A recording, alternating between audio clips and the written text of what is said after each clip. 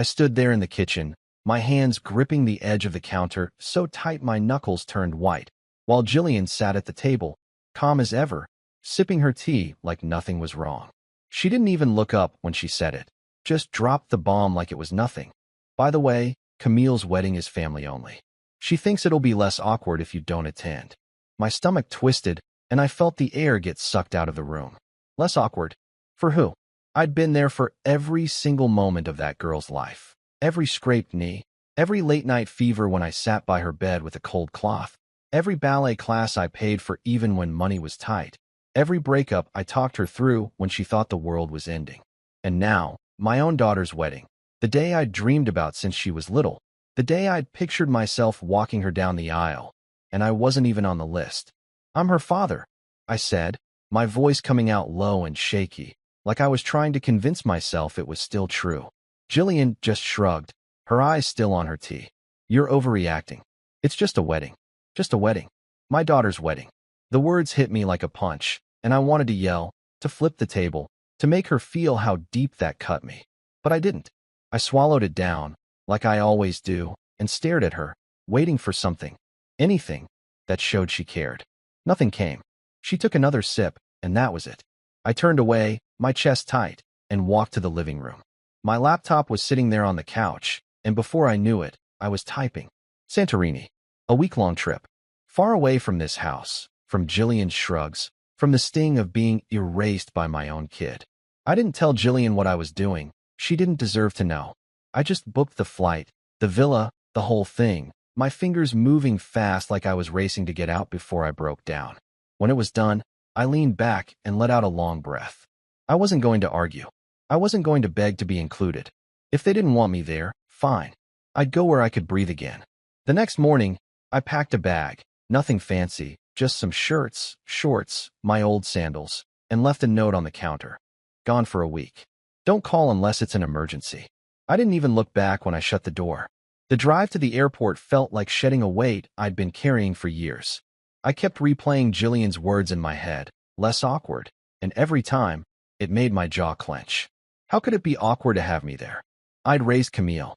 I'd been the one who stayed up all night building that dollhouse she wanted for Christmas when she was 6, the one who drove her to every recital, the one who told her she was enough when some jerk broke her heart in high school. And now what? I was the outsider.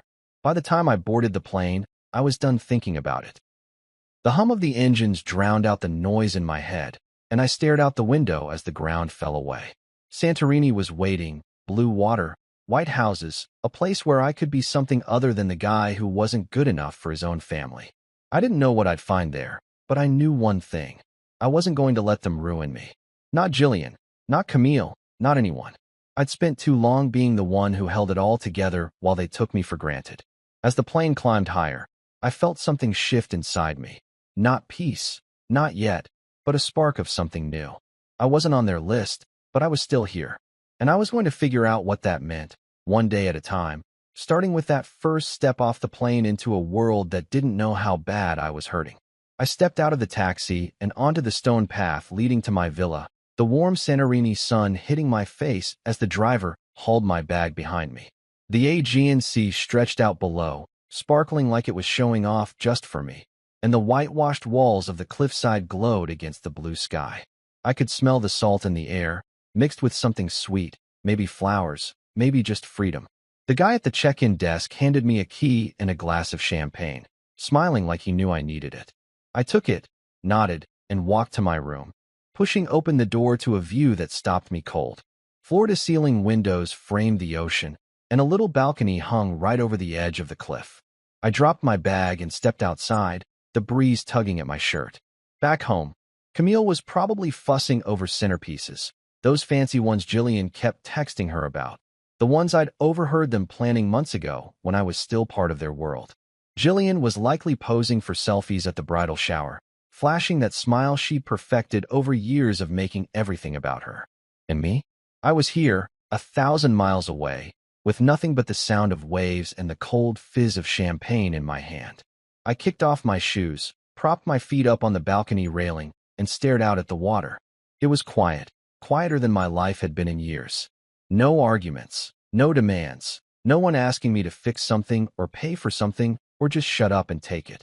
I pulled out my phone, snapped a picture of my bare feet against the endless blue, and posted it online with a caption, "Silence looks good on me." I didn't think much of it. Just a little jab, maybe, or just a way to mark the moment. Within minutes, my cousin Theo popped up in the comments with a string of laughing emojis and a "living your best life, huh?" My sister Rosa messaged me almost right away.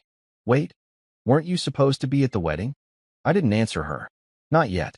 I wasn't ready to explain how I'd been cut out, how my own daughter decided I didn't belong at the biggest day of her life. Jillian and Camille? Nothing from them. No texts, no calls, no likes on the photo.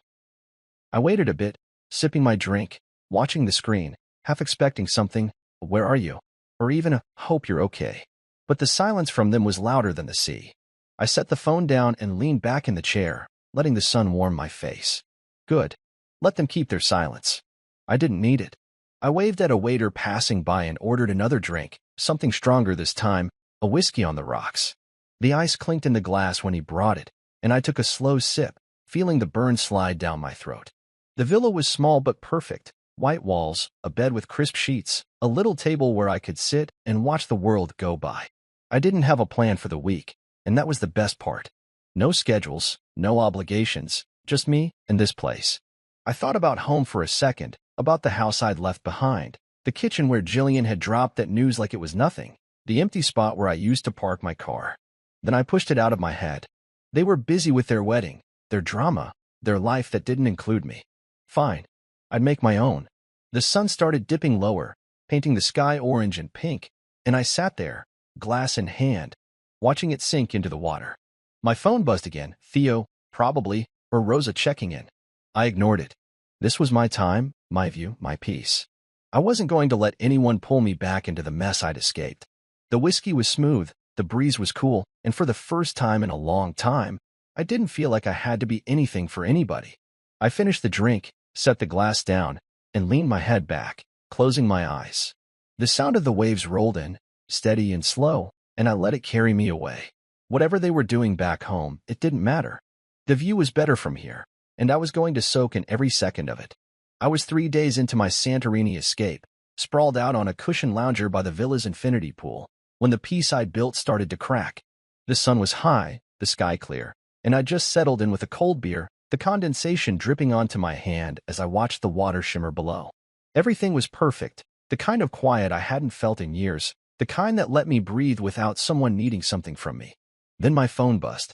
I glanced at it, expecting maybe a text from Rosa or another dumb joke from Theo.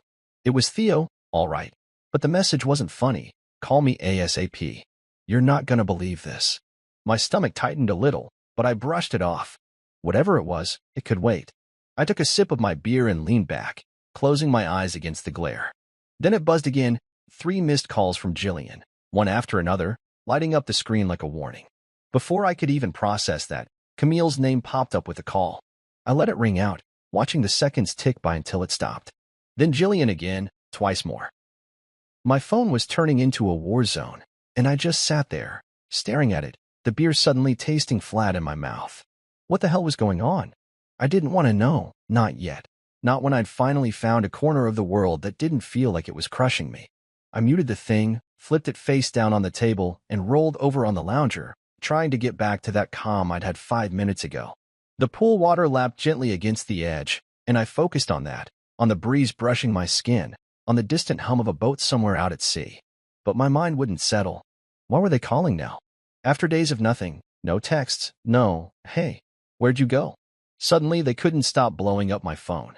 I picked it up again, just to check, and saw the notifications piling up, voicemails from Jillian, a text from Camille that just said, "Dad," with a question mark, even a missed call from my brother-in-law Colin, who never calls unless he's drunk or in trouble.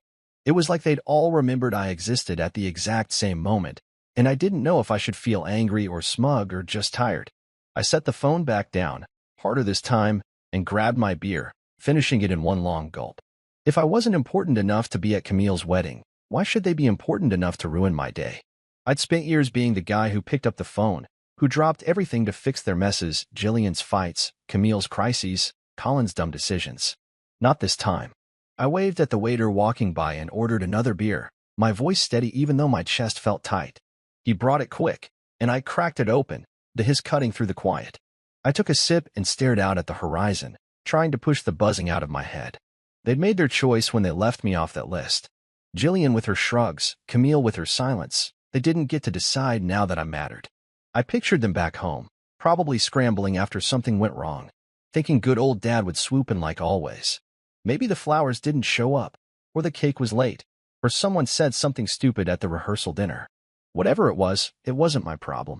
I leaned back, the sun warming my face, and let my mind wander to simpler things, the taste of the beer, the way the water looked like glass, the fact that I didn't have to be anywhere or do anything. My phone buzzed again, vibrating against the table, but I didn't even flinch. Let it ring. Let them leave their frantic messages. I wasn't their safety net anymore. I finished the beer, set the empty can down, and stretched out on the lounger, my arms behind my head. The pool sparkled in front of me, and the sea stretched out forever beyond it. This was my space, my time, and they weren't welcome here. I closed my eyes, the warmth sinking into me, and decided I'd deal with them later, maybe tomorrow, maybe never. For now, I was done. The phone could buzz all it wanted. I wasn't picking it up. I woke up to the soft sound of waves crashing below my villa, the morning sun sneaking through the curtains and warming the room. It was day 4 in Santorini, and I'd started to feel like a different man, lighter, like I'd left more than just a suitcase behind. I stretched, rolled out of bed, and padded barefoot to the balcony, coffee in hand, letting the sea air wake me up properly. My phone had been off since yesterday's barrage of calls, and I wasn't in a hurry to turn it back on. Whatever mess was waiting for me could stay there. I was halfway through my coffee, watching a fishing boat bob on the horizon, when I finally caved and powered it up, just to check the time, I told myself. The screen lit up with notifications, but one stood out, a long text from Camille, sent at 3 a.m. our time. Dad, please call me. I messed up. That was it. No details, no explanation, just those words staring back at me. I set the phone down and took a deep breath, my gut telling me something big had gone down. But I wasn't ready to dive in yet. I finished my coffee, slow and deliberate, letting the bitter taste ground me. Then I scrolled back through the missed calls and voicemails, Jillian, Colin, even Aunt Noelle, but I didn't listen to them. Instead, I called Theo. He picked up on the second ring, his voice loud and amused. Man, you picked the perfect week to disappear, he said, laughing. That wedding? Total disaster. I leaned against the railing, the phone pressed to my ear, and listened as he laid it out. Turns out, Camille and Bryce didn't even make it to the cake cutting before it all fell apart. Bryce found some text on her phone from her ex, late-night messages from the night before the wedding, and lost it. They fought right there in front of everyone, voices raised, guests shifting awkwardly in their seats. Then Bryce's mom jumped in, yelling at Jillian, saying she'd pushed Camille into the marriage or some nonsense like that. Colin, true to form, got sloppy drunk and started shouting at the DJ for playing the wrong song. Theo said half the guests bailed before the first dance, and the rest just sat there, watching the chaos like a bad movie. No speeches, no sparkler send-off, no happy ending, just a big, ugly mess. I stood there, the sun climbing higher, and felt a strange mix of nothing. No shock, no sadness, just a blank space where I thought I'd feel something. So, yeah, Theo finished, still chuckling, you didn't miss much. I thanked him, hung up, and stared at Camille's text again. I messed up. Yeah, she did. But it wasn't my job to fix it, not this time. I could picture it so clear, Jillian spinning around, trying to smooth things over with that fake smile, Camille crying into her bouquet, everyone looking for someone to blame. And me? I wasn't there. They'd made sure of that. I set the phone down and walked back inside, grabbing my sandals and a towel. I didn't call her back. I didn't call Jillian either. Instead, I booked a massage at the Villa Spa, something with hot stones, the kind of thing I'd never bothered with before. The lady at the desk smiled and said I'd feel like a new man after. Good, I thought. That's what I want.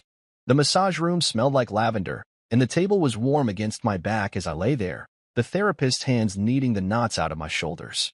I closed my eyes and let my mind drift, not to the wedding, not to Camille's tears or Jillian's excuses, but to the sound of the sea outside, the way the air felt clean here. They'd had their fairy tale day, or at least they tried, and it blew up in their faces. I wasn't smug about it, but I wasn't sorry either. I'd spent years being the one who held everything together, paying the bills, calming the fights, making sure everyone got through. And the one time I stepped away, it all crumbled. Maybe that should have made me feel needed, but it didn't. It just made me glad I was here, not there. The massage ended, and I walked out looser, lighter, the sun still high overhead. I grabbed a gyro from a stand down the street, greasy, warm, perfect, and sat on a bench overlooking the water, eating slow. My phone stayed quiet in my pocket. I didn't check it again. Whatever they wanted, it could wait. They'd figure it out, or they wouldn't. Either way, I was done running back. I was sitting on the balcony that evening, the sky turning a deep purple as the sun dipped below the horizon, when my phone lit up again. The air was cool, and I had a glass of red wine in my hand, the kind the waiter recommended, dry, strong, the way I liked it. I'd spent the day walking the cliffs, letting the sun burn away the last bits of tension in my chest, and I was finally starting to feel like this trip wasn't just an escape but something more. Then Jillian's name flashed on the screen. 3 voicemails, back to back, left sometime that afternoon. I sighed, set the wine down, and stared at it for a minute, debating whether to listen. Curiosity won out. I hit play on the first one, and her voice came through, sharp and familiar, like she was scolding me through the phone.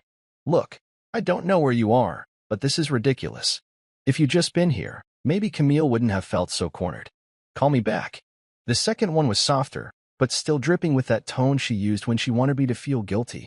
"I'm sorry, okay? I didn't think it'd turn out like this. Just, we need to talk." The third was shorter, clipped, like she was annoyed I hadn't jumped at the first 2. "Fine, keep ignoring us. But this isn't helping anyone." I leaned back in the chair, letting the words sink in. Cornered? If I'd been there? So now it was my fault. My absence was the reason their perfect little wedding imploded. I almost laughed, but it caught in my throat, turning into a bitter snort. She was good at that, twisting things so I'd feel like the bad guy for not being where they didn't want me in the first place. Then Camille tried FaceTiming me. Her name popped up, the little ringtone jarring against the quiet.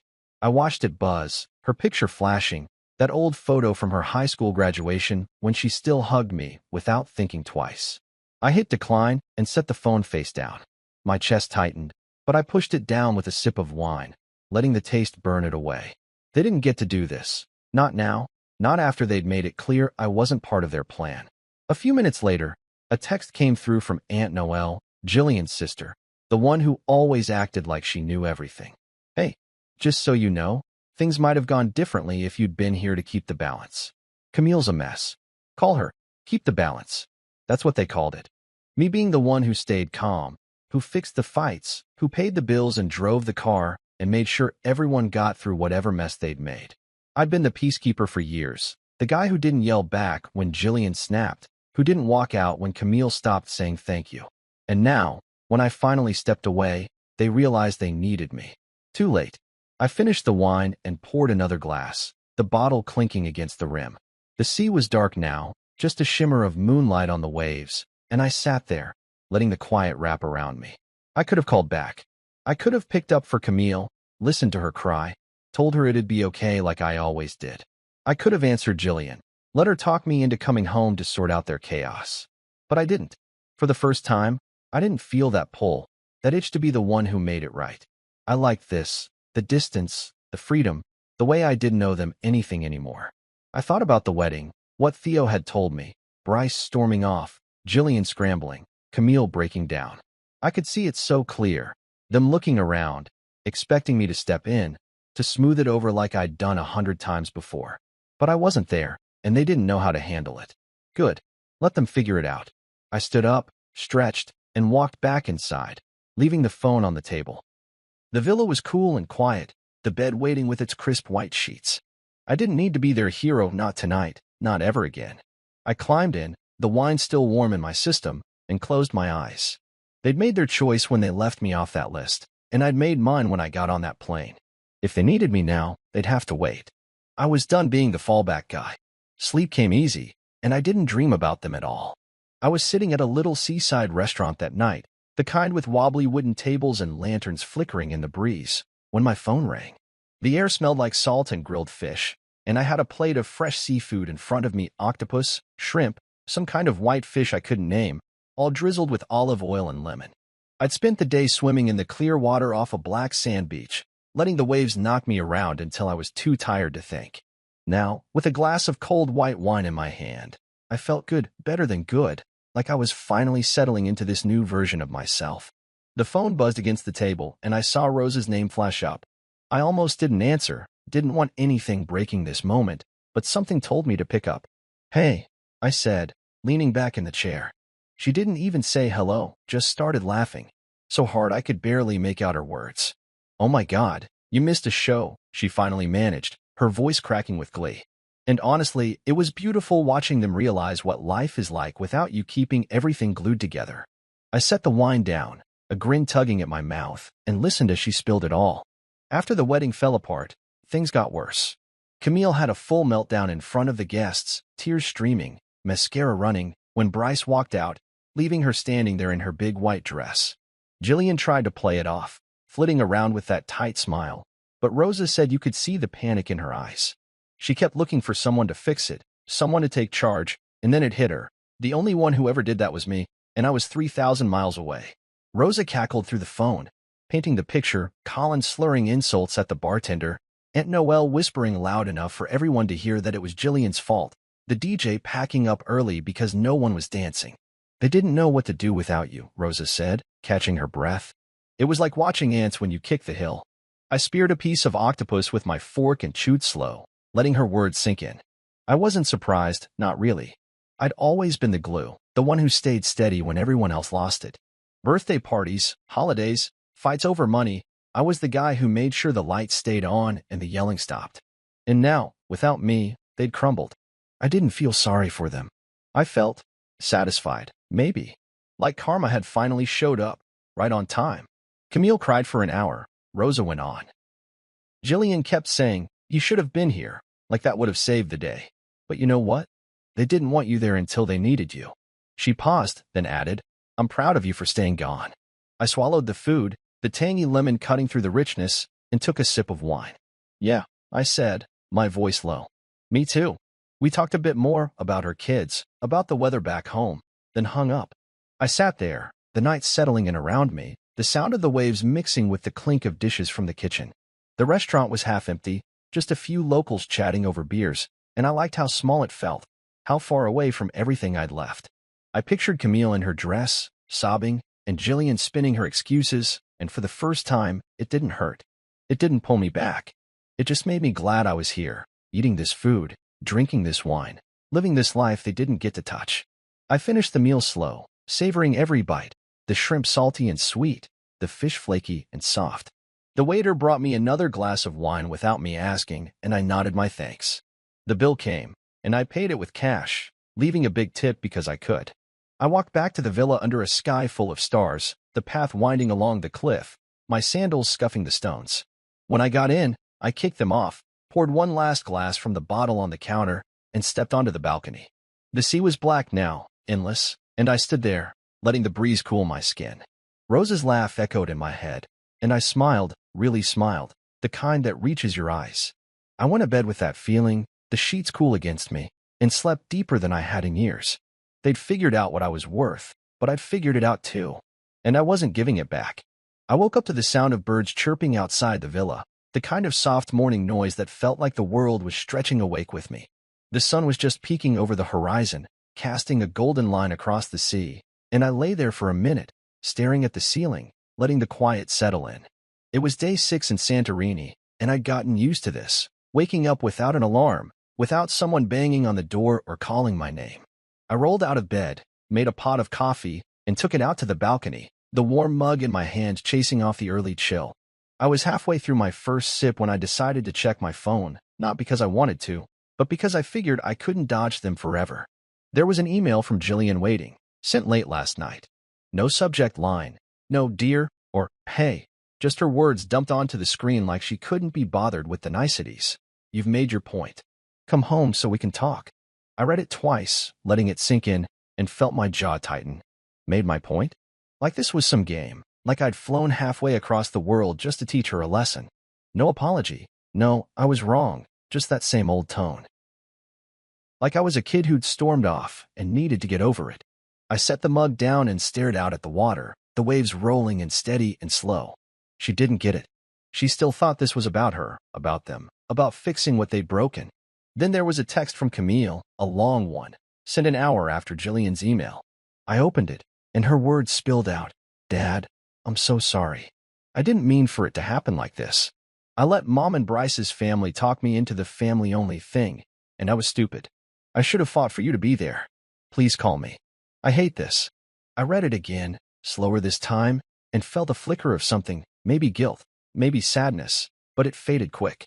She was sorry now, sure, after the wedding crashed and burned, after she realized she couldn't handle the fallout without me. But where was that sorry when she was making the list? When she let Jillian shrug me off like I didn't matter? I didn't text back. I didn't call. I typed a reply to Jillian instead, short and sharp, extended my stay. I hit send, turned the phone off, and leaned back in the chair, the coffee still warm in my hands. Let them sit with that. Let them stew in the silence they'd handed me first. I finished the coffee and got up, grabbing my sandals and a light jacket. I didn't have a plan, just wanted to walk, to feel the ground under me and the air on my face. The streets of Oi were waking up, shopkeepers sweeping their steps, tourists snapping pictures of the white domes against the blue sky. I wandered through the alleys, the cobblestones uneven under my feet, and thought about how they still didn't see it. Jillian thought I'd come running back because she said so. Camille thought a late apology would erase the sting. They didn't understand that this wasn't a tantrum, it was me finally choosing myself. I stopped at a little cafe, ordered a pastry and another coffee, and sat outside, watching people pass by. The pastry was flaky, sweet with honey and nuts, and I ate it slow, letting the crumbs fall where they wanted. Back home, they were probably pacing, Jillian muttering about how stubborn I was, Camille biting her nails like she did when she was stressed. I could almost hear them. He'll come around. He always does. Except I wasn't. Not this time. I paid the bill and kept walking, the sun climbing higher, warming the stones around me. I found a spot overlooking the caldera, just a low wall and a drop to the sea, and sat there, my legs dangling over the edge. The wind picked up, tugging at my hair, and I closed my eyes, letting it wash over me. They'd made their bed, Jillian with her tea and her shrugs, Camille with her guest list and her tears. Now they could lie in it. I wasn't their crutch anymore. I got up, dusted off my hands, and headed back to the villa, the day stretching out ahead of me. I'd swim later, maybe grab dinner somewhere new. My phone stayed off in my pocket, and I didn't check it again. They could wait. I'd spent years jumping when they called. Now it was my turn to live, and they'd have to figure out how to do it without me. I woke up early again, the Santorini sun slipping through the shutters, painting stripes of light across the floor.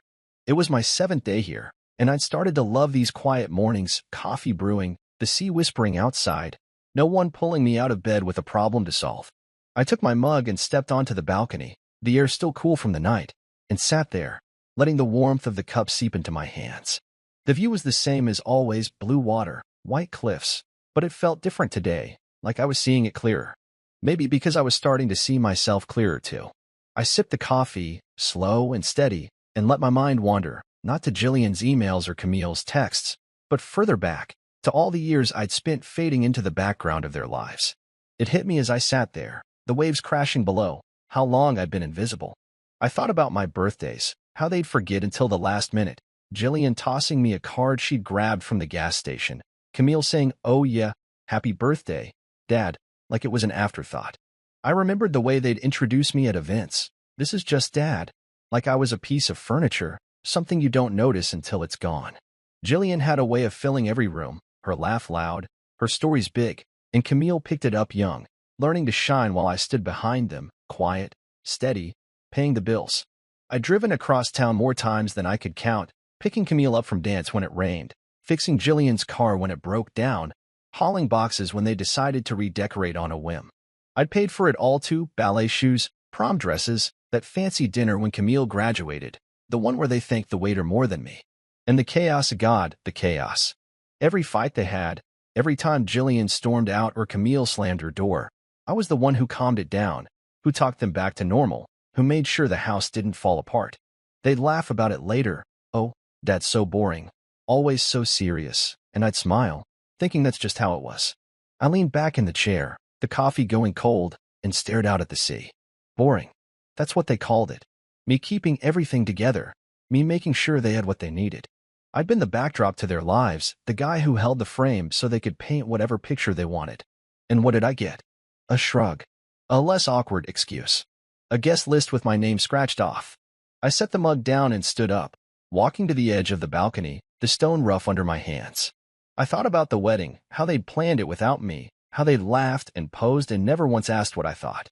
I'd imagined that day for years, walking Camille down the aisle, giving a toast, feeling like I mattered. But they didn't see it that way. They saw me as the guy who'd show up anyway, who'd fix it if it went wrong, who'd take the hit and keep quiet. Not anymore. I turned back inside, grabbed my sandals, and headed out. The streets of Oahe were waking up again, vendors calling out, the smell of bread drifting from a bakery. I walked with no direction, just letting my feet carry me through the whitewashed alleys, the sun climbing higher. I passed a little shop selling paintings, bright colors, scenes of the sea, and stopped, watching the artist dab at a canvas. He didn't notice me, just kept working, lost in his own world. I envied that, being in the middle of something, not just holding it up for someone else. I kept going, the cobblestones warm under my soles, and found a bench overlooking the water. I sat there, the wind tugging at my shirt, and let it all spill out in my head, the years of being the backdrop, the way they'd taken me for granted, the way I'd let them. It wasn't just the wedding. It was everything. I'd given them my time, my money, my patience, and they'd given me nothing back, not even a seat at the table. I stayed there a long time, the sun moving overhead, until my stomach growled and I realized I hadn't eaten. I got up, found a taverna, and ordered a plate of grilled fish and a beer. The food was simple, good, and I ate alone, watching the sea. I wasn't the backdrop here. I was the one eating, drinking, living. And I wasn't going back to that old role, not for Jillian, not for Camille, not for anyone. I woke up to the sound of the sea again, gentle and steady, like it was calling me out of bed. It was my 8th day in Santorini, and I felt different, like the weight I'd carried for years was finally starting to lift, not all at once, but piece by piece. I made coffee, same as always, and took it to the balcony, the morning sun soft on my face. The air smelled clean, salty, and I sipped slow, letting the warmth wake me up. Today felt open, like I could do anything, and I decided to head to the beach, somewhere quiet, away from the crowds. I grabbed a towel, my sandals, and a bottle of water, then walked down the winding path from the villa, the stone smooth under my feet. The beach was small, tucked between cliffs, with dark sand that glittered in the light. Hardly anyone was there, just a few locals and a woman sitting alone near the water, reading a book. I dropped my stuff, kicked off my shoes, and waded in, the waves cool against my legs. I swam for a while, letting the current tug at me, feeling strong and free in a way I hadn't in years. When I came back to shore, dripping and salty, the woman looked up from her book and smiled, a small, easy smile, like we'd already met. "Good swim?" she asked, her voice warm, accented with something I couldn't place. "Yeah," I said, grabbing my towel. "Best part of the day so far." She laughed, and we started talking nothing big, just simple stuff about the island, the water, the way the sun hit the cliffs. Her name was Serena, a widow traveling alone, and she had this calm about her, like she'd seen enough to know what mattered. We sat there on the sand, the waves lapping close, and swapped stories. She told me about raising her son, how he'd moved off to university and left her with an empty house. I told her about Camille, not the wedding, not yet, just the early days, the recitals, and the late-night talks. We both knew what it was like to pour everything into a kid and then watch them build a life without you. There was no pressure in it, no need to impress, just two people sharing a moment. The sun climbed higher, and we decided to grab a drink at a little shack up the beach. We ordered wine, white and crisp, and sat at a rickety table, the sea stretching out in front of us. She laughed at my dumb jokes, and I liked how her eyes crinkled when she did. We talked more, about how exhausting it is to always be the responsible one, how you can love someone and still need to let go. I didn't tell her about the guest list or Jillian's emails, but I didn't have to. She got it, the quiet ache of being left behind, the relief of finding your own space. The afternoon slipped away, easy and slow, and as the sun started to dip, we walked back to the water, wine glasses in hand. We stood there, barefoot in the shallows, watching the sky turn orange and pink, then purple. Neither of us said much, just let the silence sit between us, comfortable, real. For the first time in forever, I wasn't waiting for someone to need me, wasn't aching to be seen. I was just there, with her, with the sea, and it was enough. When it got dark, we said goodnight. No promises, no plans, just a nod and a smile. I walked back to the villa alone, the night air cool against my skin, feeling lighter than I had in days. I poured one last glass of wine and stepped onto the balcony, the stars bright overhead. I pulled out my phone, snapped a picture of myself, sunglasses on, wine in hand, the ocean dark behind me, and posted it with a caption. Turns out overreacting feels like peace. I didn't check for likes or messages, just set the phone down and leaned against the railing. Serena's laugh echoed in my head, and I smiled, sipping slow. This was what I'd been missing. Not the big moments, not the thank yous I never got, but this, a day that was mine, a memory I didn't have to fight for. I wasn't sorry for leaving, wasn't sorry for staying. I finished the wine, the glass cold in my hand, and went inside. The bed was waiting, and I climbed in, the sheets soft against me. Sleep came fast, and I dreamed of the sea, not of home, not of them, just the waves and the open sky. I woke up on my last day in Santorini with the sun already high, streaming through the villa's windows like it was urging me to get moving. I'd slept hard, deep, the kind of sleep that leaves you feeling new. My flight home was that night, and I could have spent the day packing, worrying about what I'd find when I got back, but I didn't. I made coffee, took it to the balcony, and stood there, watching the sea sparkle under the morning light. 9 days here, and I wasn't the same guy who'd stepped off that plane, hurt, angry, running from a guest list that didn't have my name. Now, I felt solid, like I'd built something out here, something they couldn't touch. I finished the coffee and decided to hike, one last taste of the island before I left. I grabbed my sandals, a bottle of water, and headed out, following a trail along the cliffs. The path was rough, winding up through rocks and scrubby bushes, the sun hot on my back. I walked steady, my breath even, feeling the burn in my legs and liking it. The view opened up at the top, blue water stretching forever, white houses clinging to the hills, and I sat on a flat stone, wiping sweat from my forehead. My phone buzzed in my pocket, and I pulled it out. Camille again, another missed call, the third that week. I hadn't answered any of them, hadn't listened to the voicemails piling up from her and Jillian. I stared at her name on the screen, then turned the phone off. I wasn't ready, not yet. I got back to the villa by noon, showered, and packed slow, folding my shirts, tucking my sandals into the bag. I'd heard from Rosa a few days ago. Jillian had moved into Aunt Noelle's to give space, whatever that meant. Camille was still calling, still texting, but I didn't owe them my time. I sat on the bed, bag zipped, and left her one voicemail short, calm, my voice steady. When you're ready to talk like a daughter and not a PR crisis, let me know. That was it. I hung up, grabbed my stuff, and checked out, the taxi waiting to take me to the airport. The flight home was long, but I didn't mind. I watched the clouds out the window, the world shrinking below, and felt a quiet kind of strength, like I'd claimed something back out there. When I landed, the air was colder, sharper, and I drove home in the dark, the house empty when I walked in. Jillian's stuff was gone, her coats, her shoes, the clutter she always left on the counter. It didn't feel lonely, it felt clean. I dropped my bag, poured a glass of water, and stood in the kitchen, the silence thick around me. The next day, I dug out my old wedding suit, the one I'd planned to wear for Camille, the one I'd pressed and hung up months ago.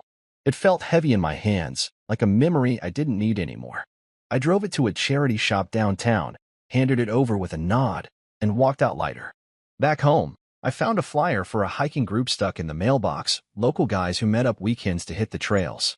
I called the number, signed up for the next one, and marked it on the calendar. That night, I cooked myself dinner, steak, simple, the way I liked it, and ate at the table. No TV, no phone, just me and the food. I thought about the wedding, Theo's stories, Rose's laugh, the way it all fell apart. I hadn't missed a thing. They'd had their day, their chaos, and I'd had mine, 9 days of sun and sea and peace. If they thought I was overreacting, let them. I wasn't coming back to the old me, the guy who waited for them to see him, who fixed their messes and took their shrugs. I washed the dishes, slow and careful, the water warm on my hands. The house was mine now, not theirs, not anymore. I went to bed early, the sheets cool, and slept without dreaming. The next morning, I woke up to rain tapping the windows, soft and steady. I made coffee, sat by the glass, and watched it fall. Camille would call again, maybe. Jillian might show up, bags in hand, expecting me to take her back. But I wasn't waiting for them. I had my hikes, my quiet, my life. They'd underestimated me, and I was fine with that. I wasn't the backdrop anymore. I was the whole damn story.